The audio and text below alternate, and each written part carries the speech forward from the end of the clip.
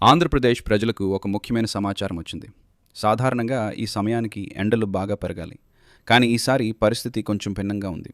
ఒక్కసారిగా అకాల వర్షాలు దూసుకొస్తున్నాయనే వార్తలొస్తున్నాయి. వాతావరణ శాఖ నుంచి వచ్చిన తాజా సమాచారం ప్రకారం రాబోయే కొన్ని రోజుల్లో రాష్ట్రంలోని కొన్ని జిల్లాల్లో వర్షాలు పడే అవకాశం ఉందని చెప్తున్నారు. అందుకే ప్రజలు కొంచెం జాగ్రత్తగా ఉండాలని అధికారులు సూచిస్తున్నారు. ఇప్పుడు బంగాళాఖాతంలో ఏర్పడిన వాయుగుండం ప్రభావం వల్ల ఆంధ్రప్రదేశ్ వాతావరణంలో మార్పులు కనిపిస్తున్నాయి. అందుకే కొన్ని ప్రాంతాల్లో మేఘాలు కమ్ముకుంటున్నాయి. ముఖ్యంగా మార్చి 16 నుంచి వచ్చే 3-4 రోజుల వరకు కొన్ని చోట్ల ఉరుములు మెరుపులతో పాటు వర్షాలు పడే అవకాశం ఉందని వాతావరణ శాఖ చెబుతుంది.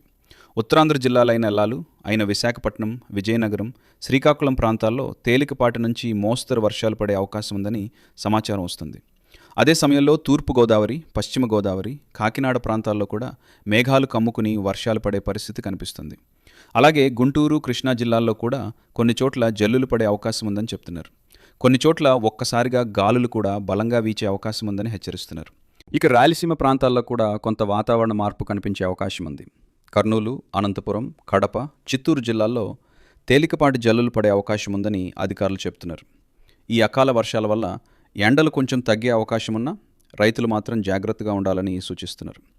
ఇప్పుడు చాలా చోట్ల పంటలు కోత దశలో ఉన్నాయి. అందుకే రైతులు మరింత అప్రమత్తంగా ఉండాలి.